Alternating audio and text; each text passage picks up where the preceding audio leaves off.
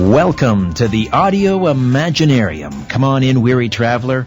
Hang your cloak on a peg, grab a stool, and come gather round the fire. There are stories to be told, and you are among friends. The 21st anniversary of the death of Lady Diana, the former Princess of Wales, August 31st, of course, August 1997. She died as a result of injuries sustained in a car crash in the Elma Tunnel in Paris, France. Her companion, Dodi Fayed, and the driver of their Mercedes, Henri Paul, were pronounced dead at the scene. A fourth passenger in the car, of course, bodyguard Trevor Rees-Jones, was seriously injured but survived. My guest, Sarah Whalen, is a journalist and attorney. She taught law, or has taught law, as the Abraham Friedman Teaching Fellow at Temple University and won the New Orleans Press Club's Writers' Prize in 2006. And her book is Royal Vengeance: The Assassination of Princess Diana and the Ancient Royal Cult of Human Sacrifice. Sarah Whalen, welcome to The Conspiracy Show. How are you? I am well. Thank you so much for having me. I really appreciate it.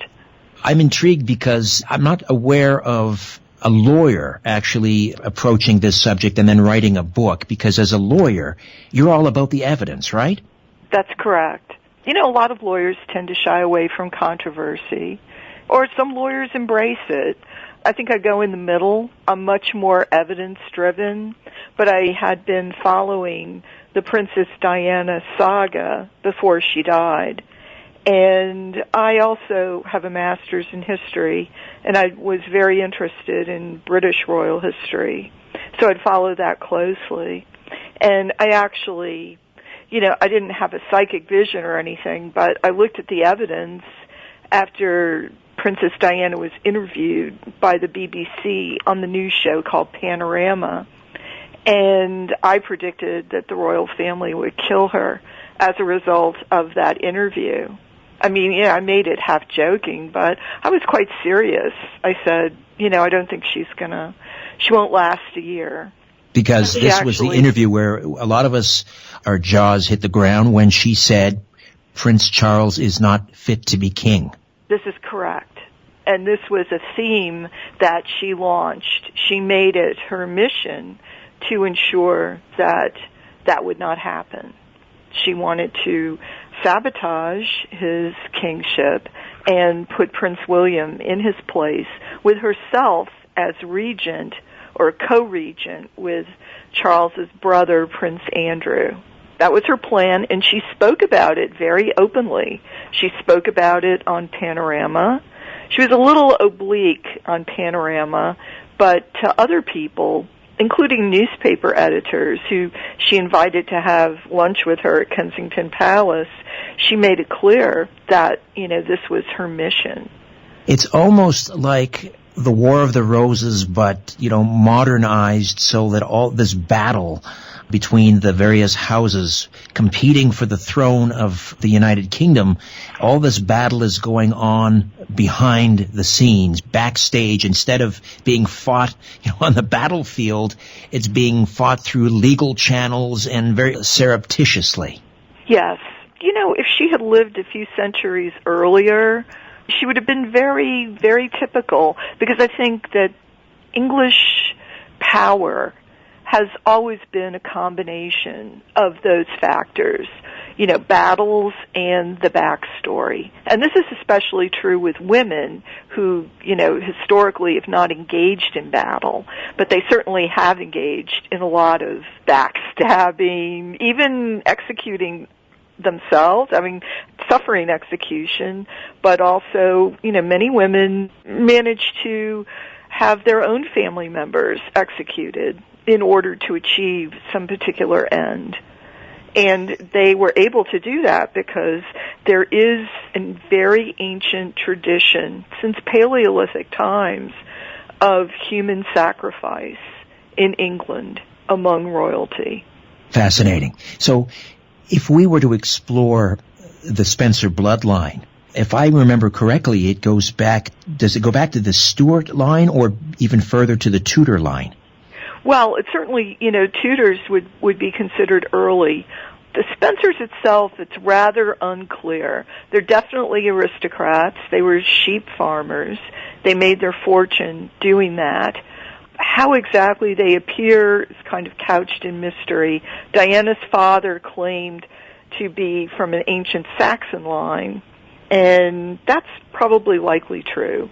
But that's true of many people in England. It didn't really make her so special, but it did make her very English, rather than British. She also had Irish blood, and as you say, she also had a claim with the Spencer royal line. So, yes, through her blood, a lot of different lines came into play in the royal family that had not been seen in centuries, mostly because the current royal family is a big influx of German blood. They're from European royal houses. And is the question of Charles' suitability to be king, is that creating not a vacuum necessarily, but at least allowing for different challenges from different families to vie for control of the throne, because, he would be the head of the Church of England, and yet he is divorced. He's marrying a divorcee. I mean, this is why Edward VIII presumably was forced to abdicate. True. The Duke of Windsor and the notorious Wallace Simpson, yes, he was forced to abdicate, even though he was willing to allow the line to go to the young Princess Elizabeth. Because that would have been the way it was. It didn't appear that Wallace Simpson could have any children of her own. But they were not going to allow him to take that line for a lot of political reasons. However, the fact he had married someone who had been divorced twice, here's how it works, and it does go back to Henry VIII. Initially, England was basically a Roman Catholic country. There was only Catholicism, per se. And, of course, the head of the church was in Rome. Henry had only a female heir with his first wife, Catherine of Aragon, and that would have been Princess Mary, who later became queen as Bloody Mary. And, of course, they were all Catholic, and Catherine was a daughter of the King and Queen of Spain, and they were exceptional Catholics. In a way. I mean, their loyalty was unreserved, but she could not provide a living male heir. Catherine was pregnant numerous times. Children did not live long. There was thought, actually, to be a curse because she had been married to Arthur, who was King Henry's older brother, and he was the crown prince at the time, and right after their marriage, he died. And a lot of people say, well, maybe he had tuberculosis, or he was just weak, or he caught pneumonia. But they themselves believed that their line had been cursed because of two executions that took place. But when the Tudors came in, they were not natural heirs to the throne of England. And there were actually pretenders, people who they called the pretenders. And both of them, one was executed, and the other was just kind of allowed to live out his life in obscurity. So they believed that because of this execution, and that they had executed someone who had a better claim, and it goes back to Richard of Shrewsbury, the Duke of York. There were two little princes in the Tower, the sons of Edward IV, and Edward IV was deposed, and this is how the Tudors came into power. And the children were put in the Tower of London, supposedly for safekeeping, until they could become of age. But it's believed that their uncle murdered them, or had them murdered. This is Richard III, correct? Yes. And then suddenly, years later, a young man appeared and said, hey, I was one of the princes in the Tower, and I survived, and I have a claim to the throne. And quite a few people believed that he did. And in fact, he was crowned at numerous places. He was identified as the prince by his surviving relatives, and he was set up, for a claim. He wasn't much of a soldier. He did try to invade with armies. He never really got off the ground. He was captured, he surrendered, he was imprisoned, and then, of course, he was made to confess to being an imposter. And then he was allowed to appear at Henry's court. And this is the father of Henry the VIII. He was brought to royal banquets. He was also married to a woman who also, her family line had a really strong claim. And they were not allowed to be together. They were kept entirely separate. And eventually, Perkin Warbeck, which was the name he was using, he tried to escape. And then he was put in the Tower. Although they couldn't see each other, he was put in a cell right next to Edward Plantagenet, who was the 17th Earl of Warwick. And supposedly the two tried to escape together, and then they were hanged. So such intrigue. Yes, but Catherine of Aragon, in her notebooks, and she also spoke to, she was visited. As I said, she was the daughter of the King of Spain, so the Spanish ambassador was often visiting her. Even though she was farmed out to a faraway castle, she would still get visits from the ambassador and members of the Spanish court. And she made it clear that she thought the fact she could not have live sons, or sons who would live a long time, she felt this to be a curse from these executions. And so that was, her take on it. And a lot of people believed her at the time, because actually those individuals, or at least the family lines that were claimed by those individuals, had a much stronger claim to the British throne than Henry Tudor had. Although, of course, the Tudors put their mark on British royalty. However, the fact is, none of them had surviving male heirs. And there you so are. You have Listen, to ask. we have to take a time out. Sure. Sarah will come back. It seems nothing has changed, just constant palace intrigue. And we are talking about the upcoming anniversary of the tragic death of the former Princess Diana. And we will come right back. Stay with us right here on The Conspiracy Show.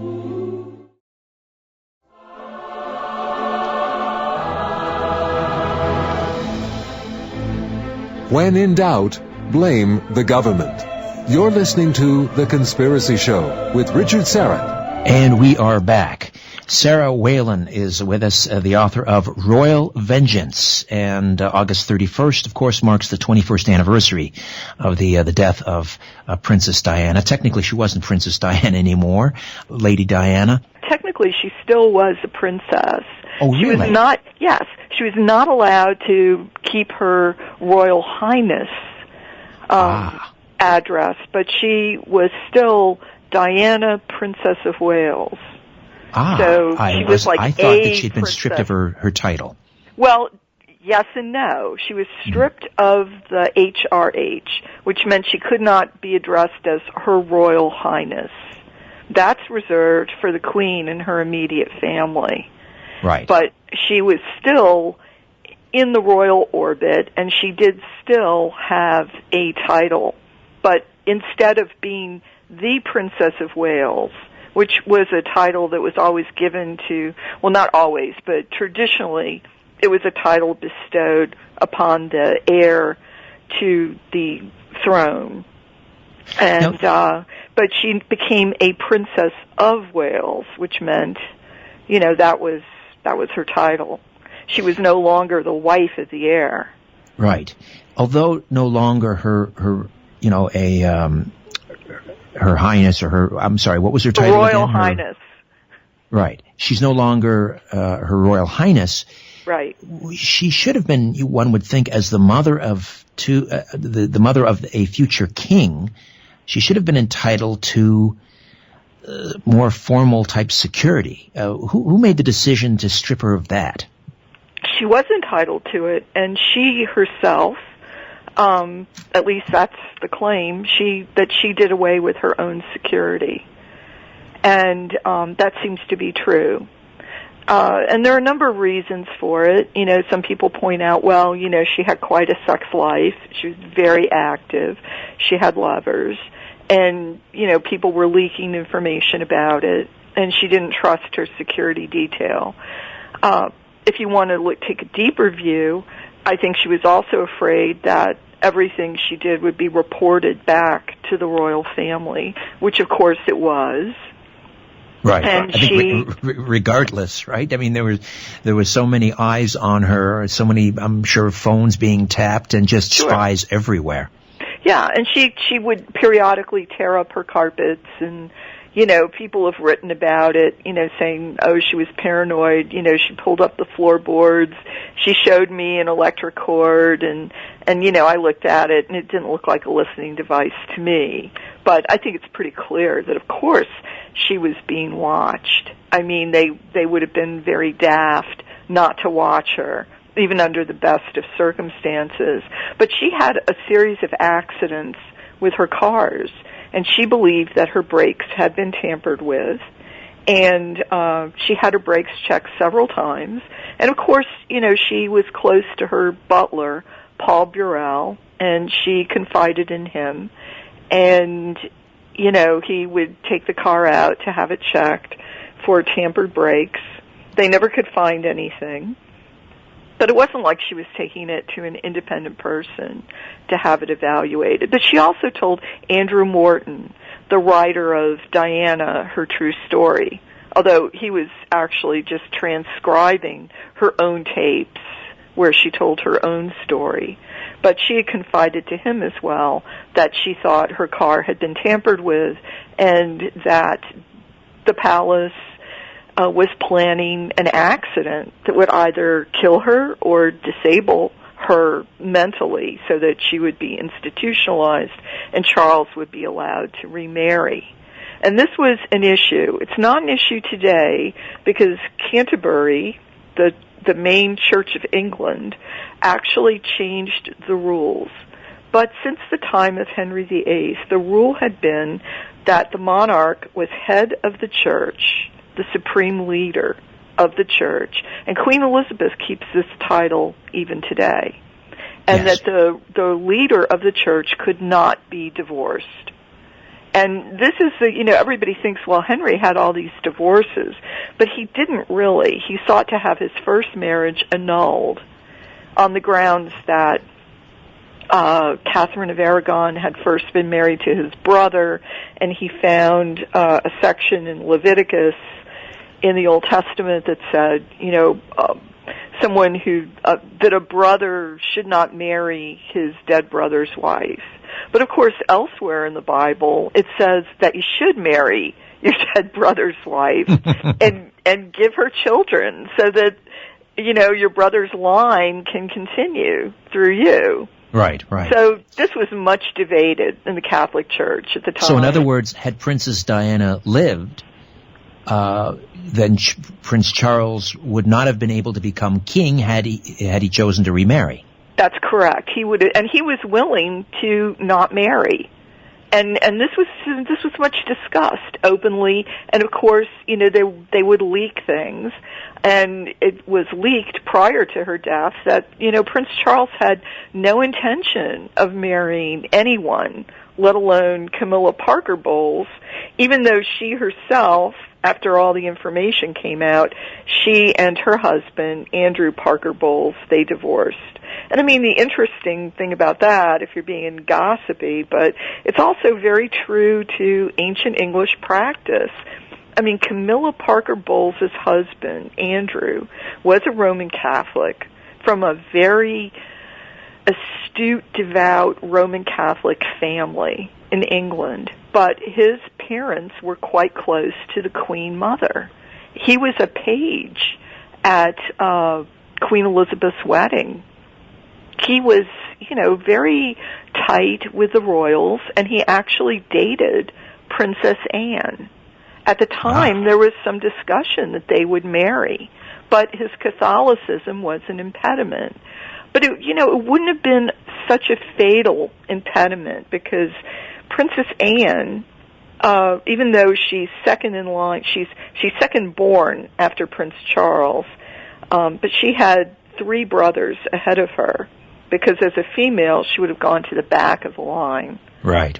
But at the time that all these frolickings were going on, where Prince Charles was having, a love affair with Camilla, and her last name was then Shand, and Andrew was frolicking with Princess Anne. Nobody had any children yet. So, and Edward and Andrew were quite young. There's like a decade age difference between the children. So if something had happened to the monarch and something happened to Prince Charles, Princess Anne might have been drafted in to take a lot of royal responsibilities. Interesting. And it was preferred that she not marry Andrew Parker Bowles. And in fact, he then turned around and married Camilla while Prince Charles was out at sea. And, the thought was probably, Camilla was not a virgin and Andrew Parker Bowles was a Roman Catholic. So these people were very close inside the royal circle to start with, as was Princess Diana's family. They were also very, very close to royalty, even apart from the Spencer aristocrats.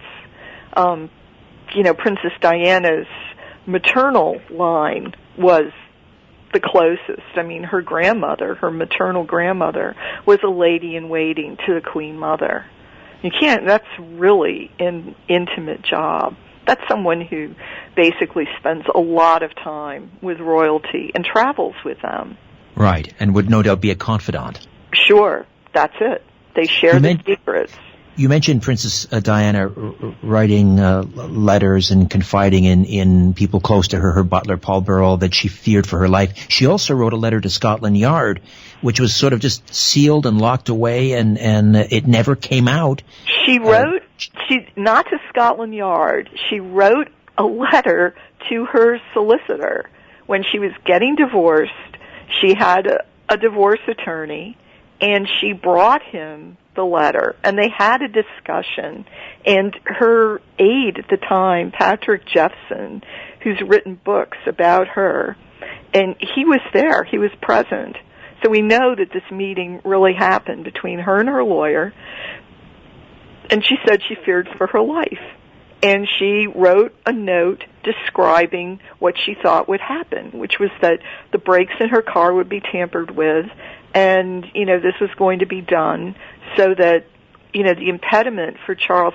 The rule in the church is, if your former spouse dies, that frees you to remarry.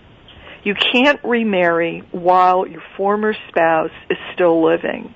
But when they're dead, you can remarry. And this was from the earliest days of the founding of the Church of England.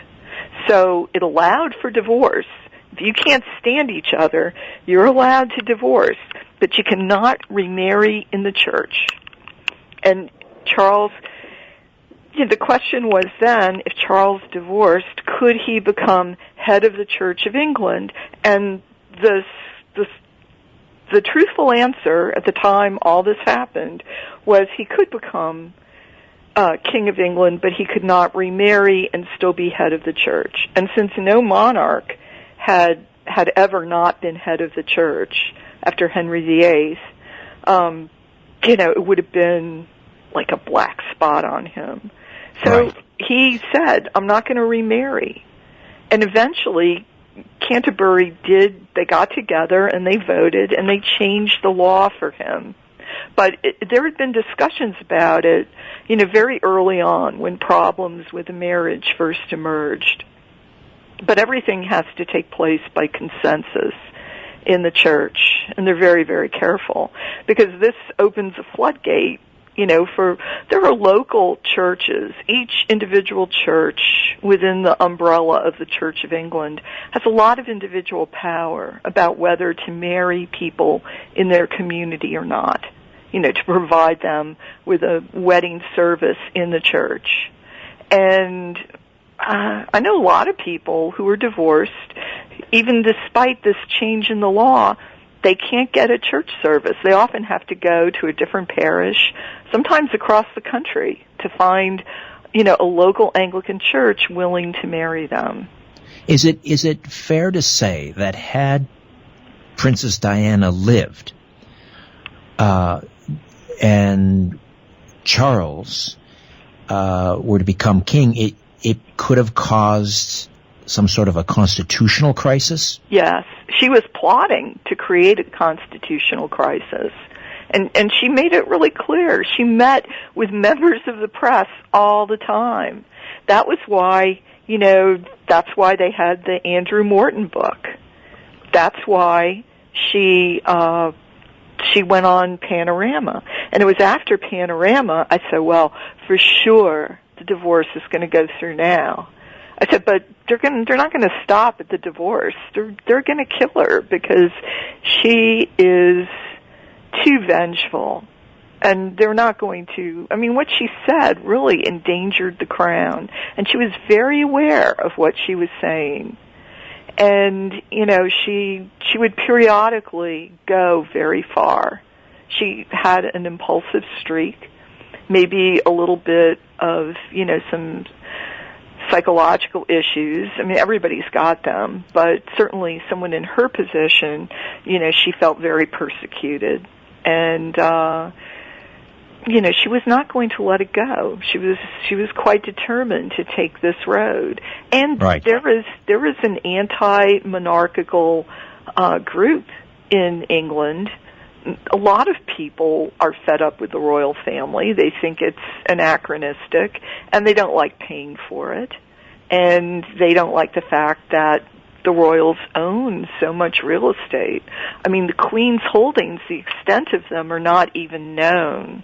Oh, I'm sure she's one of the richest people on earth. Listen, Sarah, we'll take another time out. We'll come back and we'll go to Paris on the night of August the 31st. Sarah Whalen is with me, the author of Royal Vengeance, The Assassination of Princess Diana and the Ancient Royal Cult of Human Sacrifice, right here on The Conspiracy Show. Stay with us.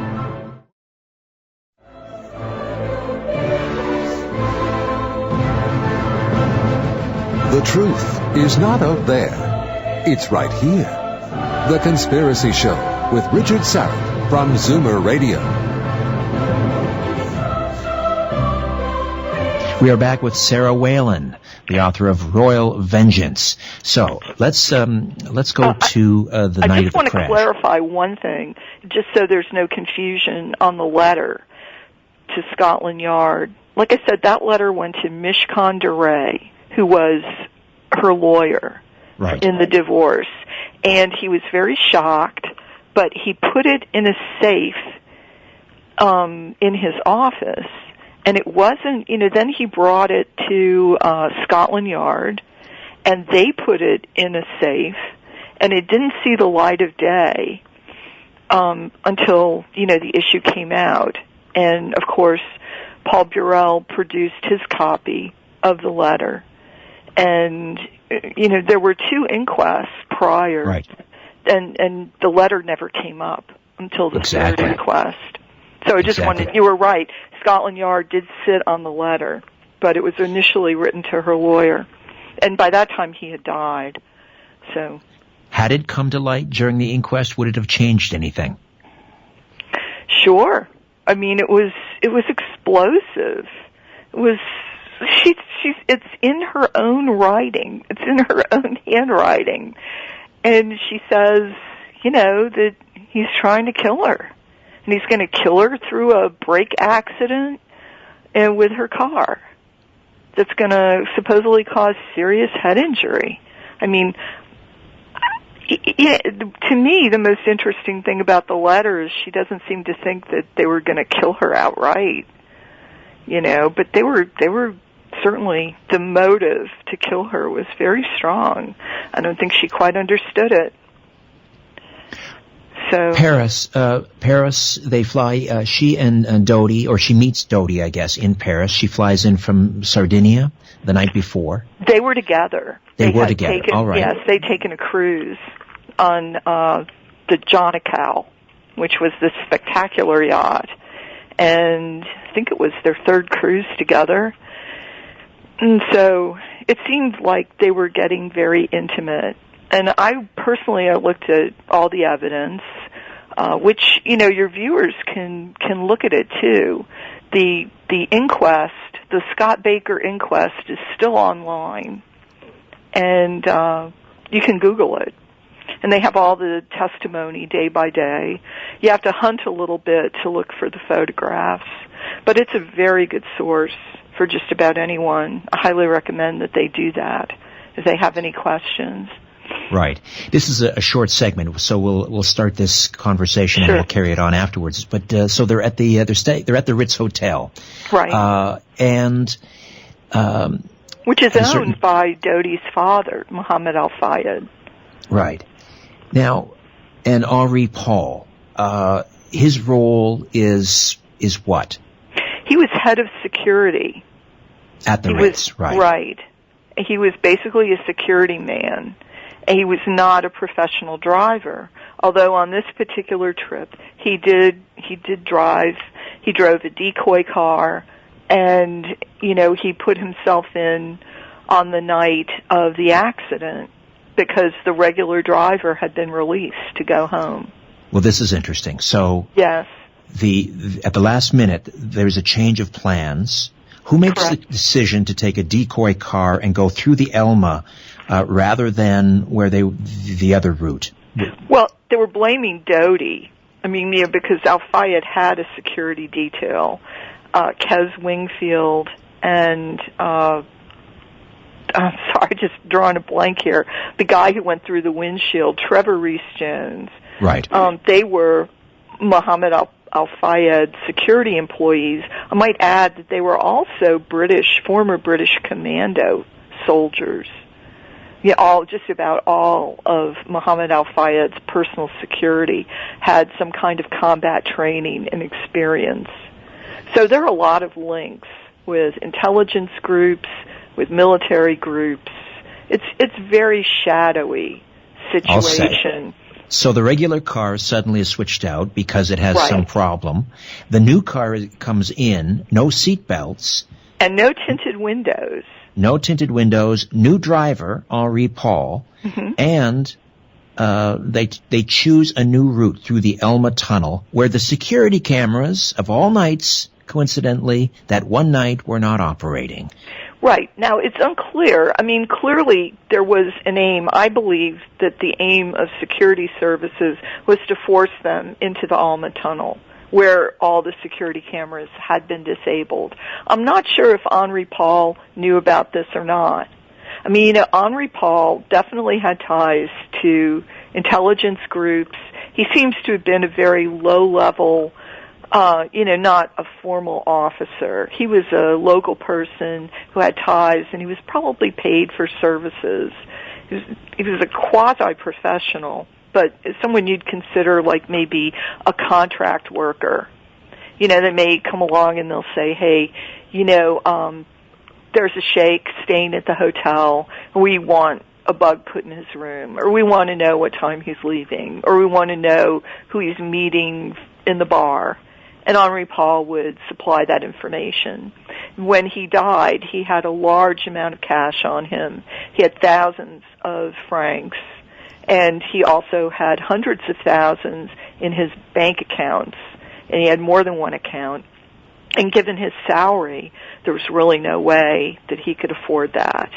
When we come back, Sarah, we'll also discuss whether, in fact, as we've been told repeatedly, he was drunk. And the idea here is the accident supposedly was caused by a combination of high speed, a drunk driver, and the reckless paparazzi who were in hot pursuit. We'll discuss all with Sarah Whalen when we come back, right here on The Conspiracy Show. Stay with us. Keeping an eye on the New World Order. This is The Conspiracy Show with Richard Syrett. Welcome back. Sarah Whalen stays with us. This is our 2-hour special on the death of Princess Diana at the 21st anniversary. Sarah Whalen, journalist, author of Royal Vengeance, the Assassination of Princess Diana and the Ancient Royal Cult of Human Sacrifice. Now, I've been told that even before the blood tests, the toxicology reports on Henri Paul were completed, the press in England had pronounced him drunk as a pig, quote, end quote. Right. Which is interesting. So first of all, was he drunk? I don't think so. In theory, there was a blood sample that was taken, but if you go to the website and you look at the testimony of the coroners and the doctors who did the analysis and the autopsies, and you'll see that either his sample was contaminated with the blood of another person who died the same night, or, it was just contaminated. It doesn't seem to be accurate. First of all, it had a lot of carbon monoxide in it, so much that you wouldn't be able to stand up. And this brought about several theories. People said, well, when the airbag exploded, he must have inhaled the carbon monoxide. It's impossible. I mean, he was killed instantly. He had, his spine was severed in 3 places. His aorta was severed.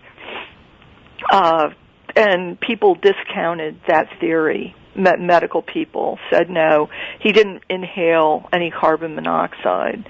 So you'd have to ask yourself why such a high amount. Mohammed Al-Fayed hired crack investigators, former Scotland Yard detectives, and their theory was that the blood of Henri Paul was either replaced or contaminated with the blood of a person who had committed suicide earlier that night by, running a hose into his car so that he asphyxiated from the carbon monoxide in his tailpipe, and that he had also been very drunk and he sedated himself with a bunch of pills when he did this act of suicide. And so they took that sample and used it to prove that Henri Paul was drunk. And in support of skepticism about Henri Paul being drunk, you have the testimony of Henri Paul's best friend in Paris, who knew him quite well. And he said, I think in the apartment there was maybe a few beers in the refrigerator. He had like a typical French bar, where he had a few things to drink, like some aperitifs. If you invited someone over, you might offer them, a small drink.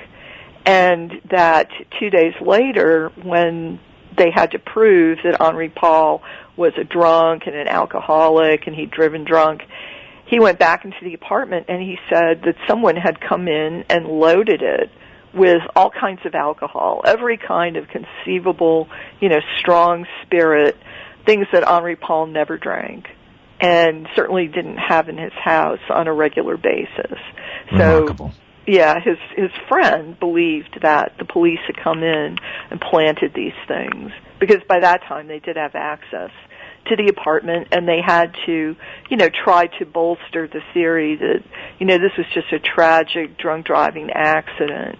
But that was all knocked out, because on the side of the car, on the side of the Mercedes, you could see a white paint scrape, and there was also glass from a Fiat Uno, a white Fiat Uno.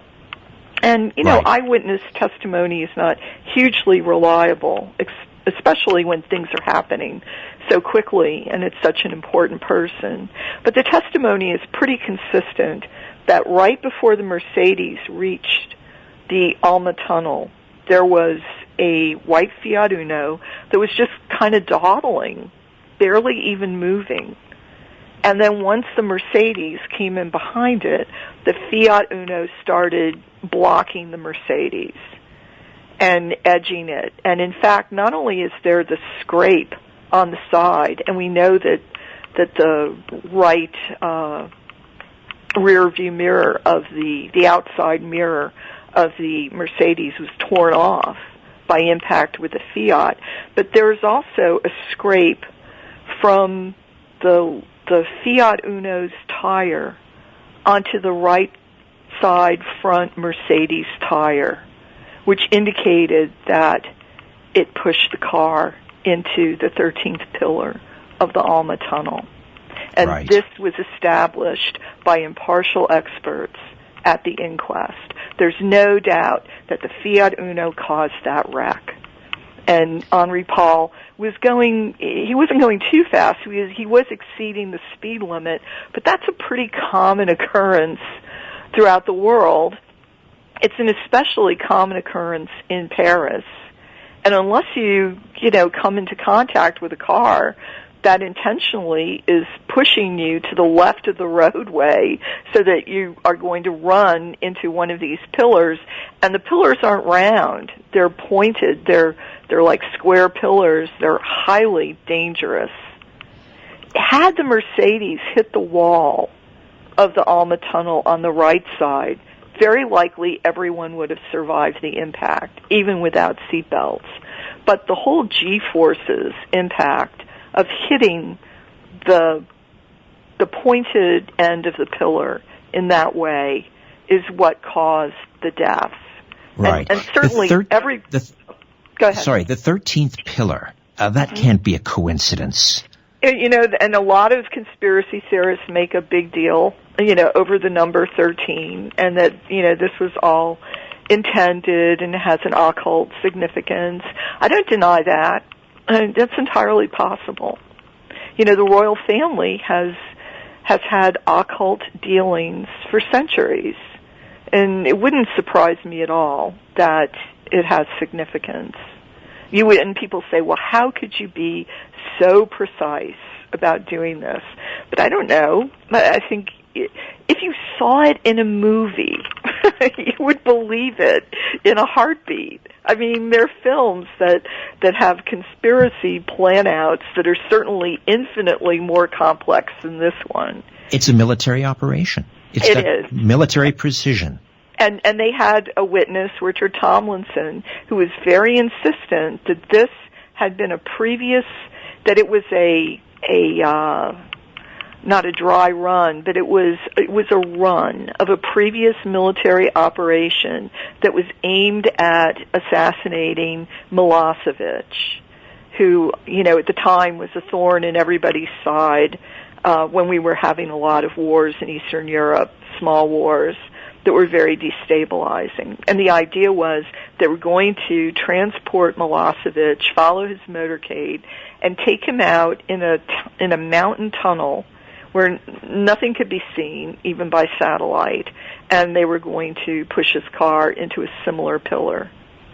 So yes, the military, they plan very strategic strike operations all the time. It does not surprise me that they would be able to act with such precision. Doesn't surprise me at all. They had a little help too, a method of distracting the driver. This blinding light that people reported seeing in the tunnel. Tell me about that. Well, that was part of Milosevic's plan. I mean, the plan to kill Milosevic. There would be and it's not an ordinary strobe like what you might be able to buy yourself. This is a military-grade strobe light. It's often used to destable pilots at night, people trying to land helicopters at night or operate at night. And it blinds you.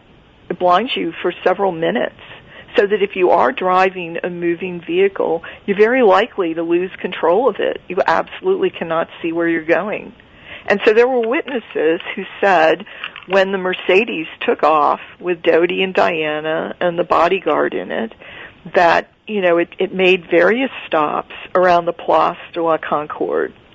And an exit that they would have taken off that strip heading to the tunnel, in theory they would have gone off to another street, which would have taken them directly to Dodi Al-Fayed's apartment, which was by the Arc de Triomphe on the other side of Paris. But it would have been a very straight shot. Now, even if you go through the Alma Tunnel, you'd be on the other side of the Seine River. But in theory, as soon as you got out, you would simply make a right-hand turn and follow the river down, and then you would cross again at another bridge close to the Arc de Triomphe, and then you would be home. But that's why this accident had to happen in the Alma Tunnel. And witnesses said that they saw vehicles blocking the exits so that the Mercedes couldn't leave if it wanted to. It had to go through the tunnel. But I don't think that Henri Paul was alarmed. I don't think he had any reason to be alarmed. He just thought, I'll have to go through the tunnel, and make a right, and then I'll take, the road down the Seine River, and then I'll make another right, and I'll go through another bridge, and we'll be home. And I don't think he had any reason to suspect that anything was wrong until the strobe hit him. Maybe a second before, when the motorcycles came. Witnesses say that there were, and these are not paparazzi scooters, I just wish to be clear. These are really high-level, very fast motorbikes driven by people in leathers with black helmets obscuring their face. These are not paparazzi chasing around looking for a picture. And what they did was they got on either side of the Mercedes. One whipped around on the left between the what would you call it, the median, I guess, inside the tunnel, and then came around to the front of the Mercedes, and it had a passenger riding pinion on the back, and that's the person who hit Henri Paul with a flash. Right, and then the white Uno, the mysterious white Uno, careened into the side, forcing the car while Henri Paul was blinded momentarily, forcing the car into the pillar. Now, the witnesses also say, immediately after the crash, the passenger on that motorcycle jumped off, ran over, looked inside, and made a particular hand gesture to the driver of the motorcycle. What was that? Crossed his forearms over his chest, which they say is a military signal that means everybody in the vehicle is dead or presumed dead. And then they got on and they took off. And, even the Fiat Uno witnesses said that, the Fiat Uno just kept going. It went around the carnage, and it slowed down a little bit. Some witnesses saw the driver turn around and look at the accident and then take off into the night. And we know pretty much who the driver is. I mean, Mohammed Al-Fayed did pin that down. I don't necessarily agree with his other theories, that Princess Diana was pregnant. But his Scotland Yard detective did pretty much determine how the accident took place, and they identified the driver, who was a man named James Anderson. And he had been he's not truly a paparazzi. He was a professional photographer who specialized in royal houses. And he was also rumored to have deep associations with British intelligence. I mean, he would go meet with, various people, government officials, and then, he would go meet with his contacts in British intelligence. And again, this was a guy who was extraordinarily wealthy. He had an estate in the Saint-Tropez. He had a house, I think, in the Burgundy wine region, and he did have a white Fiat Uno, and the paint on the white Fiat Uno matched his paint. And before, they actually brought him in to be interviewed several times, and it's pretty clear that he lied, although we don't know how much he lied because the French inquest is entirely private. I mean, that is not... I'll have to jump in and we'll take another time out here. Sarah, when we come back, we'll find out what happened to the driver of the white Uno. And also, why did it take so long to transport Princess Diana to hospital? Back with more of my conversation with Sarah Whalen, author of Royal Vengeance, The Assassination of Princess Diana, and the Ancient Royal Cult of Human Sacrifice, right here on The Conspiracy Show. Stay with us. Canada, The Conspiracy Show with Richard Syrett. Thanks for inviting me into your home. long-haul truck, RV, camper, taxi, your parents' basement, your loft, that greasy spoon just off the interstate, and your cabin in the woods. Welcome to The Conspiracy Show, and hello to all of you listening along the network to one of our affiliates across North America, those of you who take the show with you wherever you go with your mobile device, the Conspiracy Show app, and hello to all of you who listen via the YouTube channel. Wherever and however you're listening, I thank you for your fine company. Sarah Whalen stays with us for hour two, a 2-hour special on the assassination of Princess Diana. And Sarah is a journalist and the author of Royal Vengeance. We were talking about the Princess Diana and the Mercedes traveling through the Elma Tunnel. And we were talking about the infamous white Uno vehicle, which slammed into the side of the car, forcing it into the 13th pillar in the Elma Tunnel. How many witnesses saw this, and how many were interviewed for the Scott Baker inquest? Many were interviewed. Not all testimony was taken. Of course, when the French judge did the first inquest, there were maybe 30 witnesses, and it gradually dwindled down to just a handful who were, some were considered unreliable, but there was a lot of consistency in the statements. You have to take 3 inquests and put them together, which is pretty much what I did in the book. So, not all of them have really high reliability. And somebody might get fired from their job, be upset, and the cops say, he has a reputation for being a hothead. But so what? I mean, if he was there, and the witnesses range from really wealthy people to cab drivers to, unemployed homeless people who were just hanging around the tunnel. But they saw what they saw. The testimony about the bright, blinding flash is very consistent. So, I don't have a doubt on that score at all. And for those who think, well, maybe it was the paparazzi and they simply ran off, there is a law in France. If you witness a crime or if you witness an accident, you must stay and provide. This is true, yes. And so, that was initially the arrest of the paparazzi. I think that was just a red herring, because, first of all, the people came after the accident. I think what infuriated bystanders was that some of the paparazzi were indeed taking pictures, but all that film was confiscated. There is hardly a photo available of Princess Diana.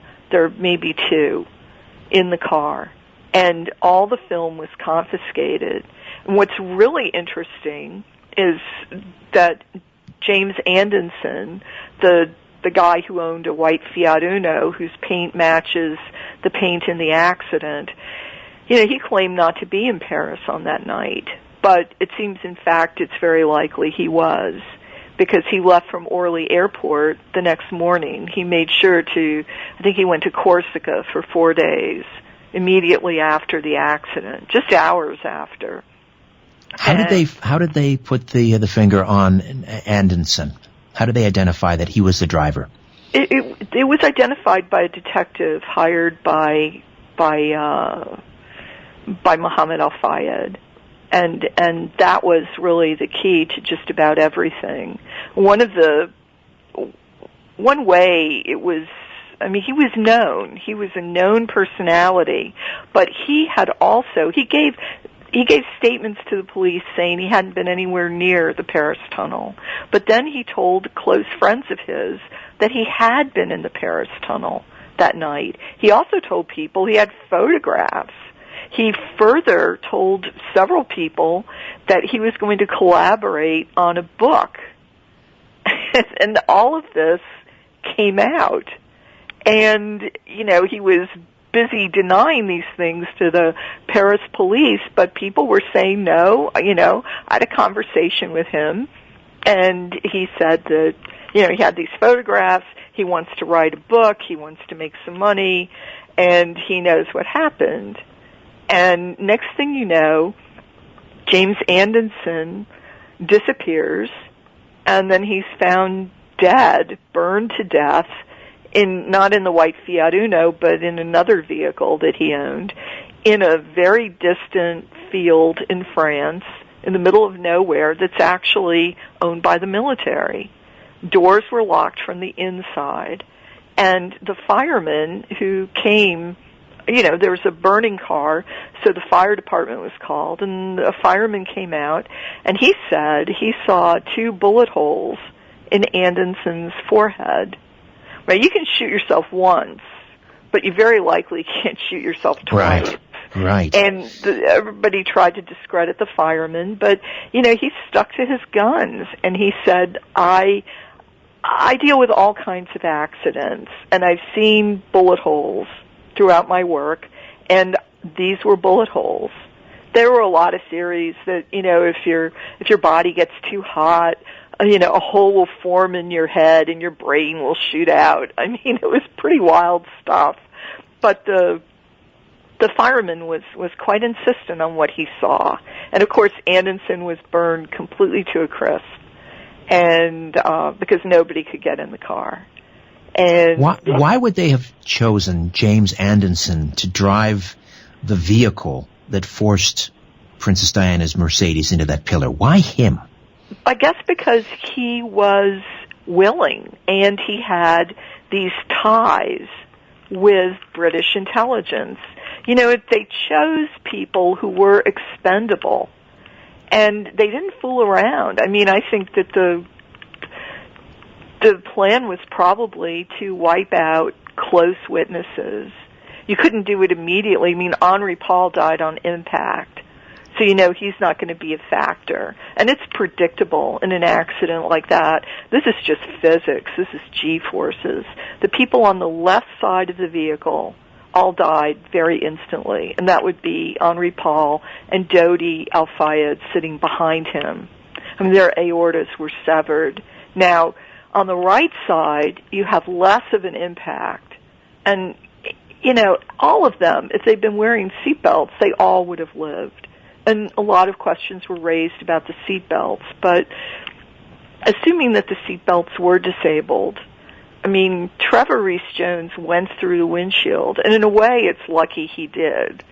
It's a horrific facial injury, and I don't want to minimize what happened to him, but he didn't have any severe internal injuries.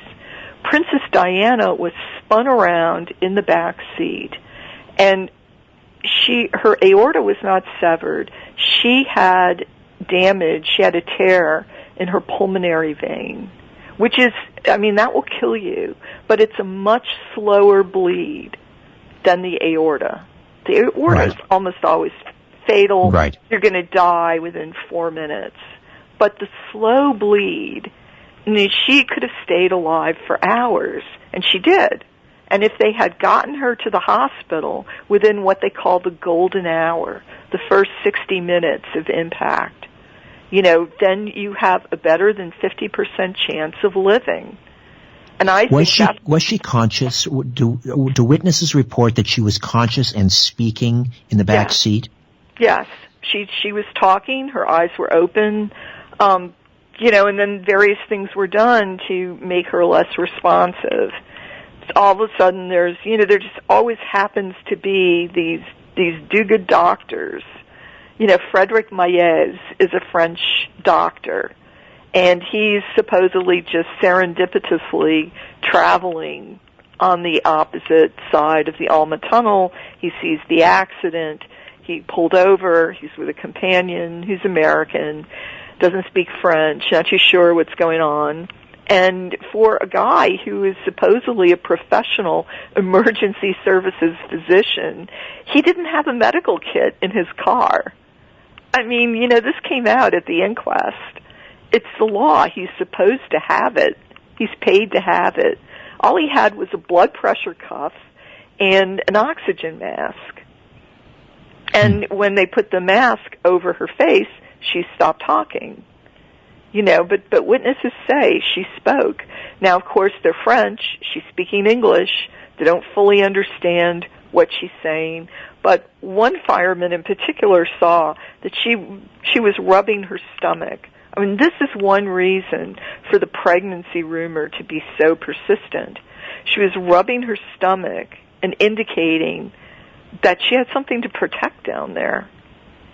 So there were witnesses who saw her doing these things, and she went in and out of consciousness, but the ambulance came almost immediately. Instead of picking her up and bringing her to a very nearby hospital, they chose a hospital that was further away, that didn't, and they kept talking that she had some kind of neurological injury. But when you have a vehicle where two people have died from aorta bleed-outs, it's quite obvious that's why they died. You've got to know that the other people are in similar danger. So you don't take time to stabilize them and make sure that they have a pretty blood pressure. You lift them up and you get them to the hospital because they need a stitch in their blood vessel. Otherwise, they're bleeding to death internally. It's a slow bleed. And at one point, it seemed like hers was really slow, much slower than anticipated. Apparently, some of her blood clotted. So, the bleed was effectively stopped for a period or slowed so that she could survive. But how long did it take to get her into the ambulance from the car? Once the ambulance arrived, and it was very quick, but how long then did it take to get her into the ambulance? 40 minutes. 40 minutes. Yeah, they didn't even load her. I mean, the ambulance gets there 17 minutes after the first emergency call. But the doctor, who is this guy, Jean-Marc Martineau, who wasn't even technically a physician at the time. It's really unclear about why he's driving around in the ambulance as the medic, because he hadn't officially gotten his medical degree yet. And, he just dilly-dallied. He didn't move her. He kept claiming she had a heart attack. That's disputed by medical people. What happened was the way her body was positioned, and given her injury, her blood pressure would drop. I mean, she certainly was in danger of cardiac arrest. But, you have to get them to the hospital so that the tear in the pulmonary vein can be stitched. That's the only thing that will save her life. There is no way to stabilize her. You need to get her. Every minute you delay is a nail in her coffin. And, he just kept attending to Trevor Rees-Jones, who admittedly was screaming his head off, but there was another ambulance for Trevor Rees-Jones. There were 3 ambulances that came to the site. One, would have been for the dead bodies, the other for Trevor Rees-Jones, and then one for Princess Diana. And after they finally load her in the ambulance, they administer all the wrong drugs to her that actually speed up the bleeding. And then, inexplicably, on the way, because by this time, paparazzi were there, and there were 2 guys on a motorbike who were following the ambulance. The ambulance was going so slowly, 5 to 10 miles an hour, that they had to get off their scooter and walk. That's remarkable. Listen, I have to jump in again, Sarah. We're going to take another time out. We'll come back, and we'll follow the ambulance carrying Princess Diana. Sarah Whalen, my guest, the author of Royal Vengeance, the Assassination of Princess Diana and the Ancient Royal Cult of Human Sacrifice. Stay with us.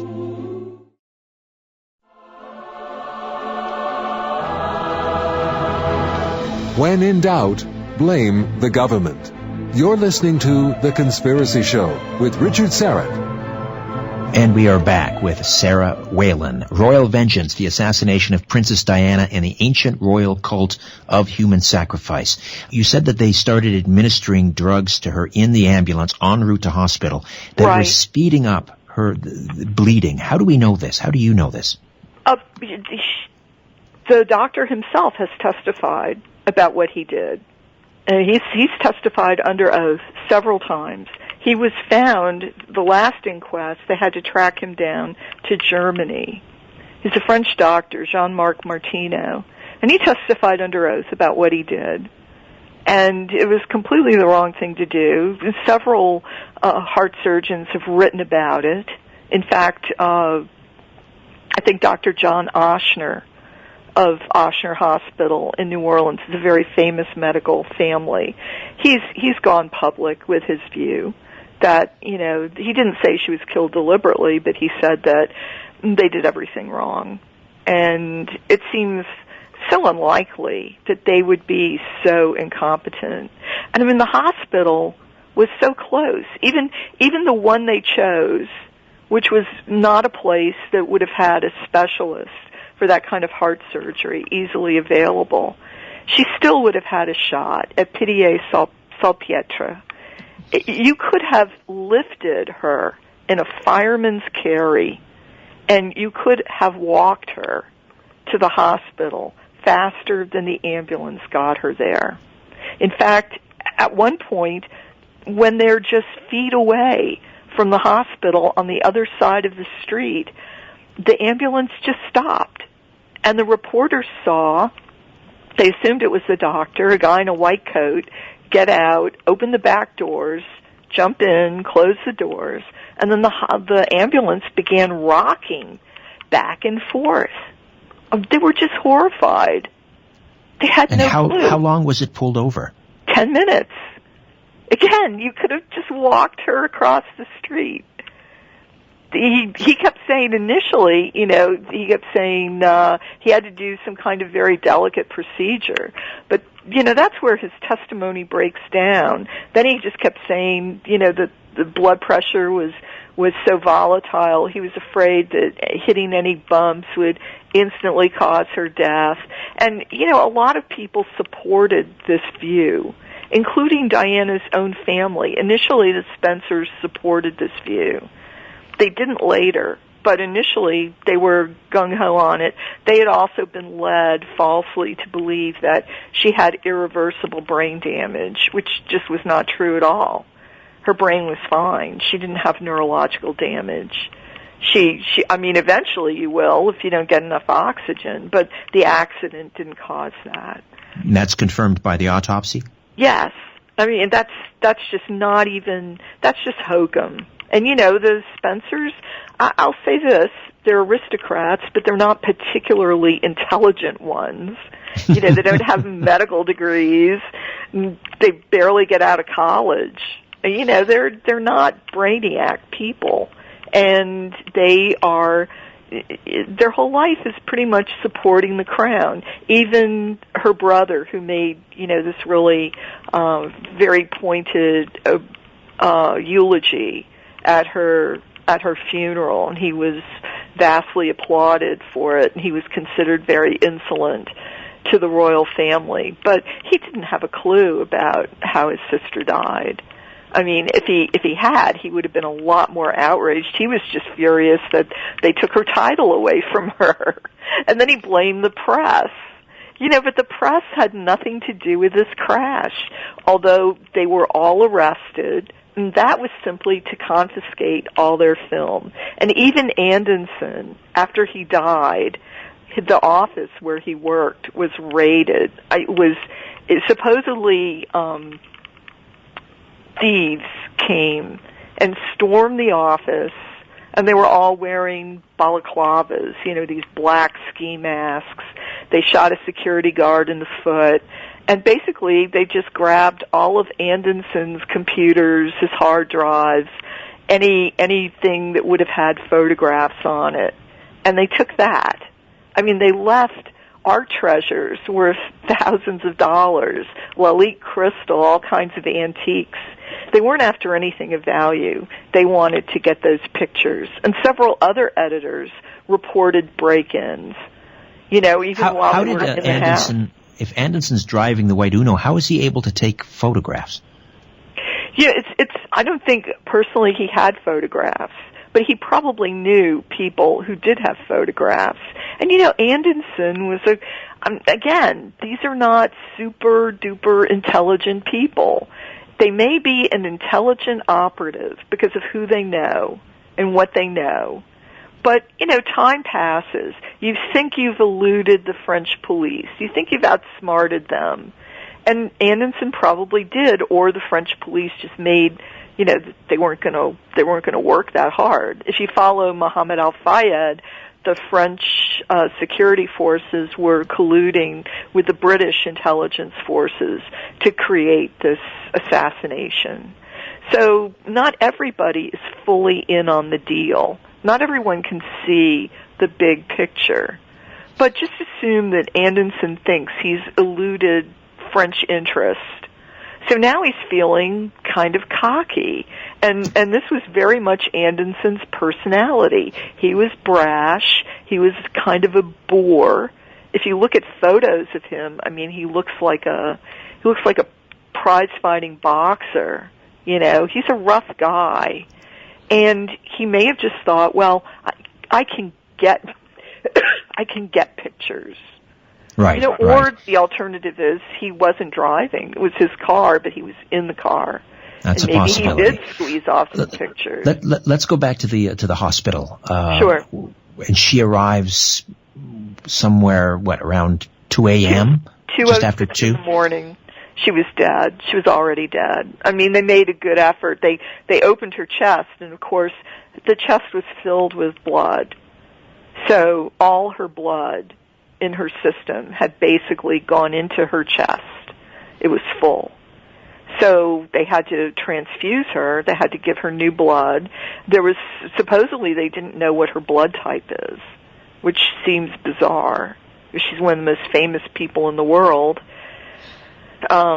Seems like that would be information you might get very quickly while you're spending an hour trying to, figure out what to do with her in the ambulance. You might have found out her blood type, but they didn't. So supposedly they used O, universal donor, and, they basically put blood into her and tried to get her blood pressure going again, but the blood wouldn't circulate.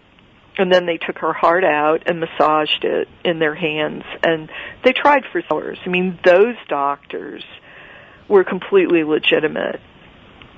John Mark Martino, I don't think so. I think something was wrong with him. It seems the height of incompetence to delay a person over an hour when you know they have to be bleeding internally. There's a really high chance, better than 80% chance, that they have some kind of devastating internal injury. But is that the protocol in France, though? I've heard someone argue that that's the way they do it. You stabilize the person before you transport. Yeah, that's the argument. And okay, there are two different philosophies. The United States is scoop and run. And then in France, American doctors call it stay and play. So, okay, you want to play with someone in an ambulance? All right. But you can't deny the physics, especially if you are an accident medic.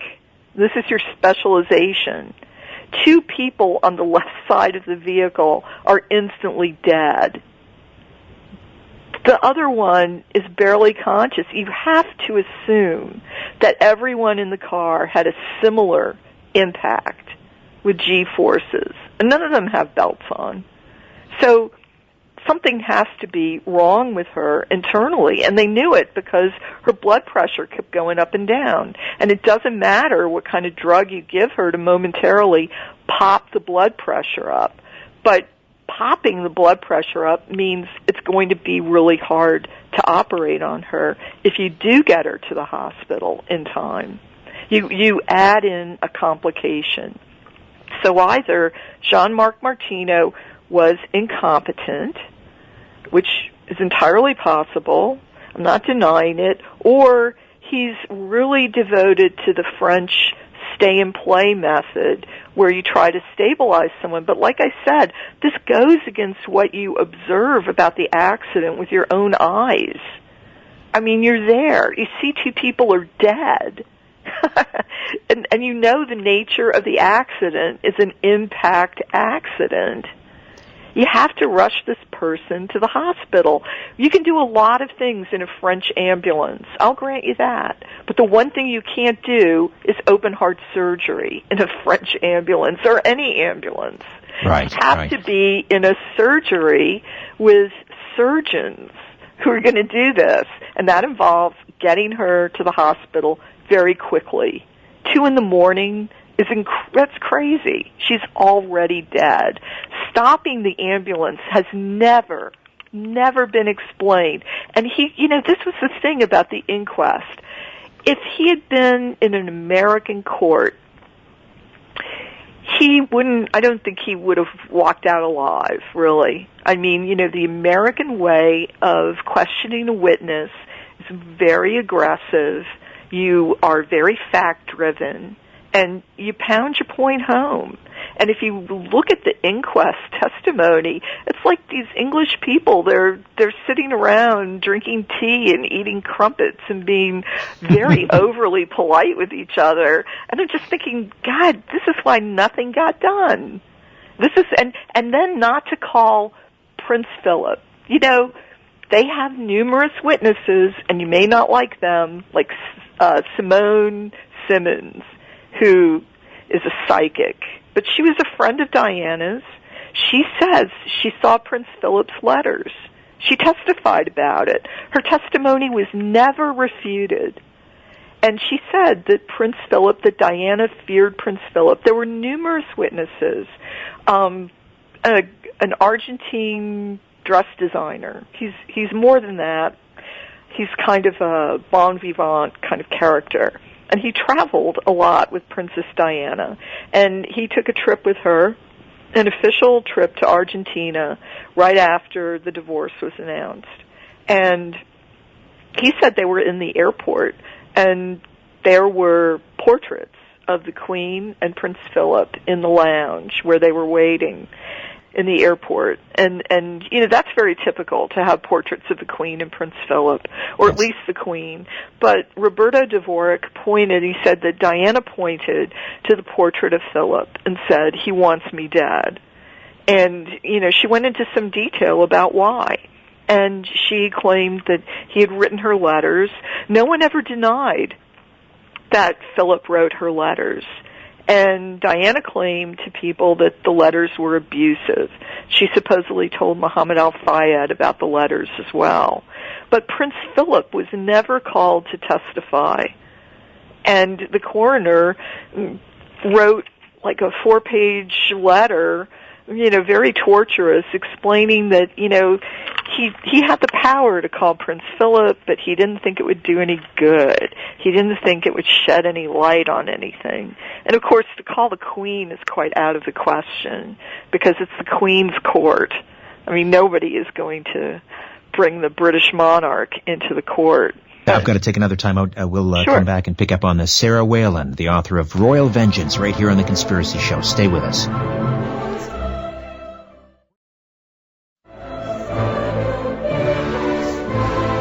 The truth is not out there. It's right here. The Conspiracy Show with Richard Syrett. Sarah Whalen stays with us. We're discussing the assassination of Princess Diana, the 21st anniversary of her death. Back to the hospital. They seem to be in an awful rush to embalm the body. What was that all about?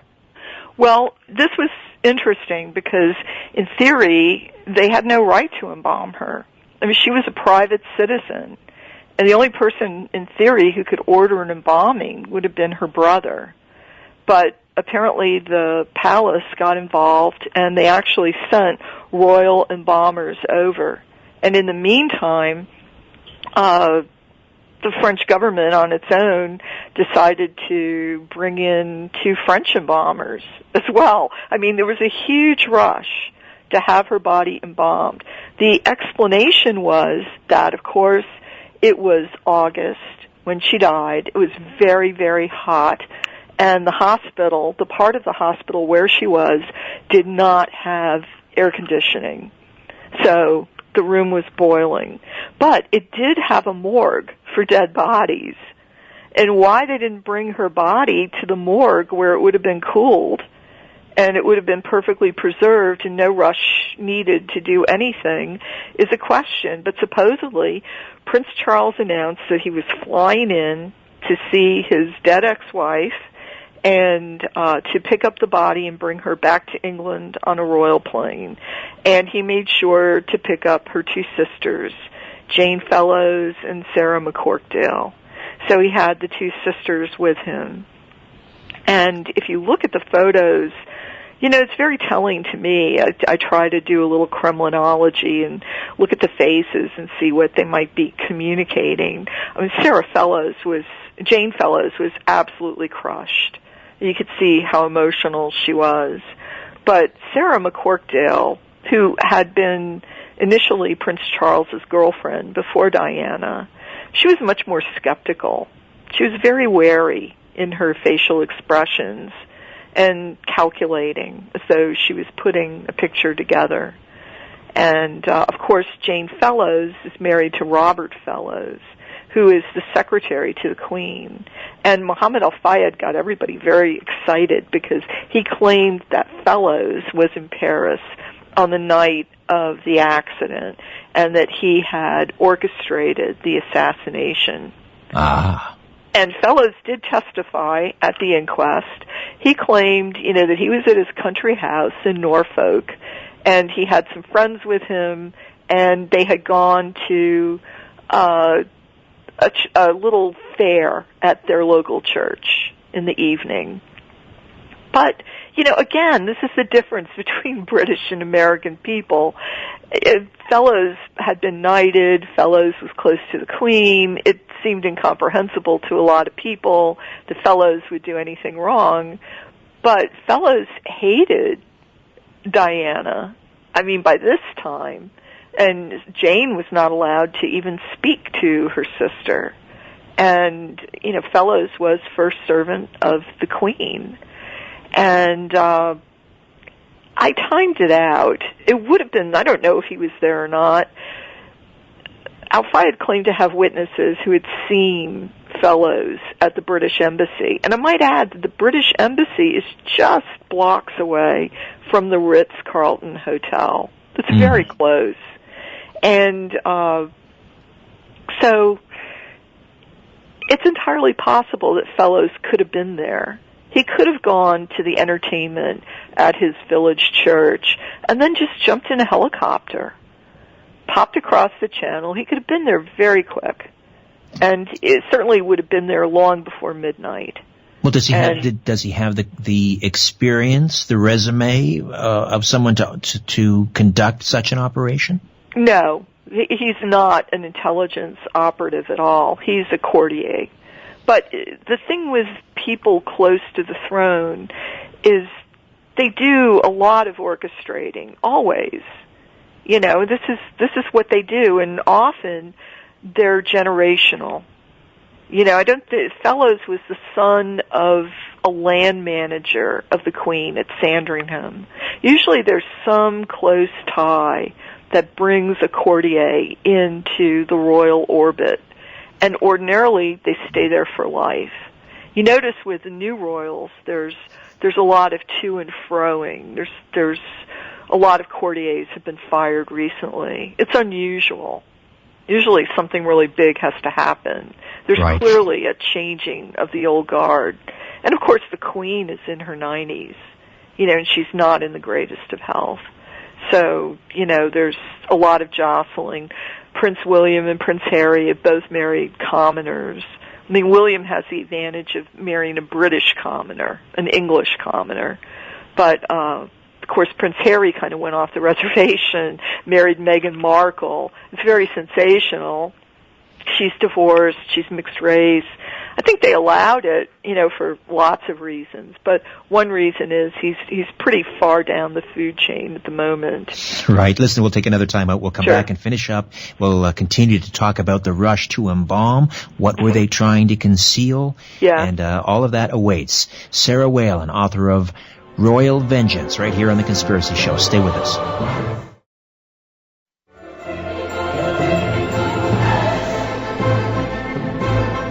Keeping an eye on the New World Order. This is The Conspiracy Show with Richard Syrett. We are back with Sarah Whalen. One final segment remains, and I wanted to go back to the embalming. I guess officials claim that there was a rush to embalm because they had to get the body ready for viewing for Prince Charles, and also I believe French President Chirac and his wife wanted to pay their respects. But there was another reason, I'm guessing, that they wanted to hide something. Is it possible that she was pregnant and that that's the reason they did this partial embalming? Yes, it certainly is possible. And, what people don't realize is Lady Colin Campbell, she's a big royalty writer. I guess over a decade ago, she wrote a book about how Princess Diana had an abortion. She became pregnant by Oliver Hoare, one of her lovers, and he was married. He wasn't going to leave his wife, and she was still married to Prince Charles. She hadn't gotten divorced yet. And so she went to the office of her financial advisor in London, and they arranged to do an abortion in his office. It's never been disputed, and of course it's a really difficult thing to dispute, especially now that she's dead, but she made no secret about wanting more children. And, Dodi Al-Fayed, witnesses say he was calling people and saying that he was going to marry the princess, and they were going to live in his house in Malibu, and, arrangements were being made very quickly for this marriage to take place. So it's entirely possible that she was pregnant. You can't rule it out. I believe you said earlier, though, you personally don't believe she was. I don't think it's important to why she was murdered. I think it's certainly important to why they may have wanted to do an embalming. Whether she was or wasn't, they wouldn't really know 100% certain, but they would want to wipe out any evidence one way or another. And embalming certainly does that. That would completely eradicate any evidence of pregnancy. So, that if they wanted to avoid that scandal, that's what they did. I don't think that they killed her thinking that she was pregnant. I don't think that was a strong enough motive. I think the main thing was that as long as she was alive, she was an impediment to Charles marrying. And, her campaign to deprive him of the crown, she wouldn't have let that go. She'd already, in theory, she'd signed an agreement with the royal family, and they gave her, I think, £17 million in return, and they allowed her to live at Kensington Palace, keep her apartment, and but she was about to cut loose from that. And, was she going to marry Dodi? Oh, I don't have a doubt that she would have. A lot of people say, she didn't love Dodi, blah, blah, blah. I think Dodi, through his father, offered her just an inordinate amount of wealth that would equal what she had access to with the British royal family. Muhammad Al-Fayed had private planes. She was already using his planes. When she went to Bosnia, she went on one of his planes. People don't even realize that. He was already funding her activities with the landmines. And, this is a big motive to kill her, because what I was told by people very high up was that she was going to get a Nobel Peace Prize for her landmines work. That was a given. And had that happened, that would have really made Charles look like a fool, and the whole royal family looking like a fool. And I think they knew that was going to happen, and they couldn't allow it to. I think that was a much stronger, immediate motive to kill her than the possibility that she might be pregnant with some other guy. I mean, even Harry's paternity is much in doubt. Diana fooled around. I don't think that came as a huge shock to anyone. But the idea of her getting a Nobel Peace Prize and Charles looking like an idiot, that would have been a very bitter pill to swallow, and certainly would have given them grounds. However, they probably wanted, just to make sure, to wipe out any evidence that she might be pregnant. I don't really entirely subscribe to Muhammad al-Fayed's view that, the idea that a Muslim stepfather and, that there would be it would have been a complication for the royal family they wouldn't have been happy about. But I think they would have been much more unhappy to have her win the Nobel Peace Prize. She would have been unstoppable. Right. But she may well have been pregnant, and they made sure they did really like a triple embalming when you get right down to it, because they embalmed her again. They had a second autopsy when she arrived back in England, and then embalmed again. And, the guy who did the autopsy said, I looked into her uterus and I didn't see anything, but it would have been washed out in the first embalming in Paris. So you wouldn't have seen any evidence of her pregnancy. Now, recently, they claim they took a blood sample. Apparently she bled a little bit in the car. This is the claim. I just saw a trickle of blood, in her forehead area. But they claim they took blood off the seat and they tested it for pregnancy hormones, and it came back negative. But there's no way to really guarantee these results so many years after the accident. I think they had numerous reasons to kill her, but I think the threat she posed to the monarchy as long as she lived, that was big. And, certainly marrying Dodi al-Fayed brought everything to a crescendo, because all of a sudden she would have had access to money, real money. Do you think the initial intention may have been to scare her? No, that's been talked about. But they'd already, if you subscribe to the view that one of the accidents, there was an accident where she claims the brakes didn't work, and she jumped out of her car, she abandoned the car in the middle of the street, and she took a taxi back to Kensington Palace. And someone had to go retrieve the car, and she claimed that the brakes had been tampered with then. That might have been to scare her. There was a similar accident with Camilla.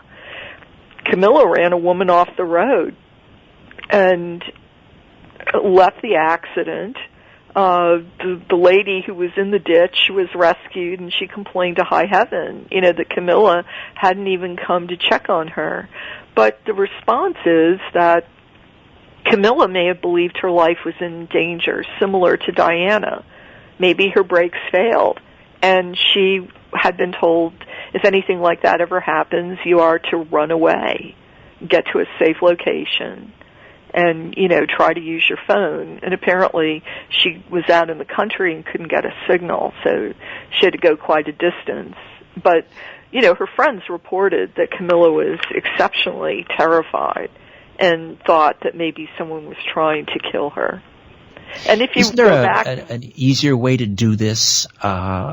Poison their food. You pay off the coroner so that the findings are negative. The toxicology reports are negative. It seems like it's so fraught with complications and the possibility that something could go wrong. Well, certainly people, hundreds of years ago were poisoned. Some people say Prince Albert was poisoned. Other people say he died of diphtheria. But I think nowadays, poisoning would show up. Toxicology tests are pretty sophisticated. But an automobile accident in Paris, at the height of the tourist season, it's probably far more doable.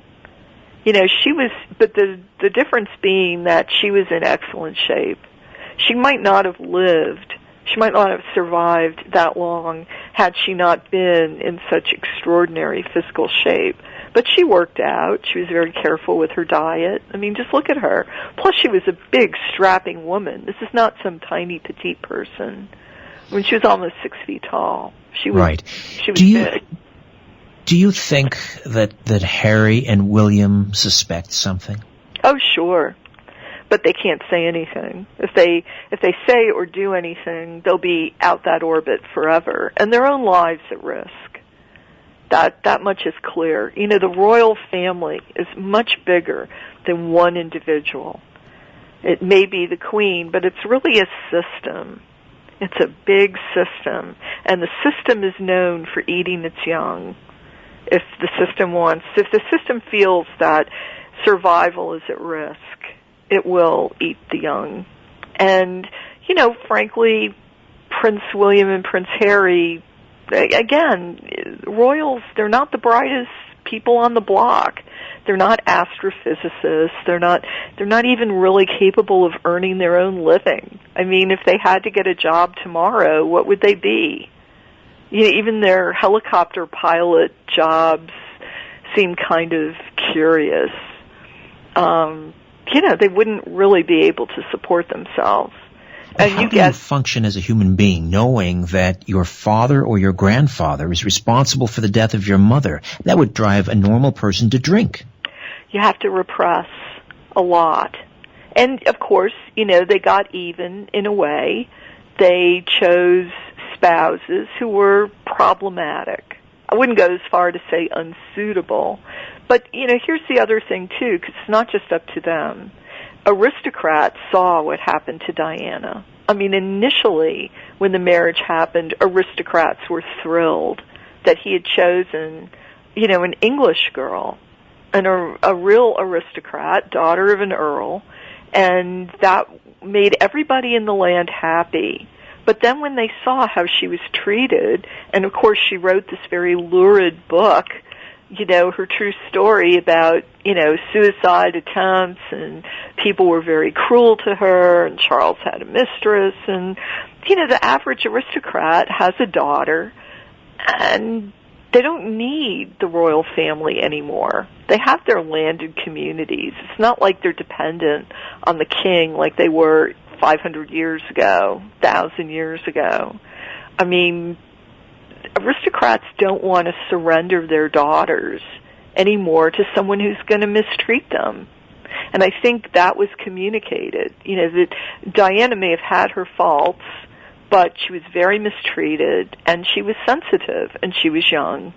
And so all of a sudden, aristocrats closed their doors to William and Harry. They weren't allowed. So, it was kind of discouraged. And fascinating. Yeah. So that's why they were forced to choose commoners. Yeah, I think so. They took, of course, the commoner pool is huge. And Prince Harry was all over the place. He was playing pool naked in Vegas, jumping in the swimming pool. At some point you could just say, well, that's hijinks. But, there are photos of them running around London, really drunk, messed up on drugs. Quite obvious. Well, I mean, they've been through a lot. I can't blame them growing up in that family, knowing what they know, perhaps. Sarah, we are out of time, but a fascinating discussion. Thank you so much for this. Thank you. Thank you for having me. Royal Vengeance, available at Amazon and good bookstores everywhere.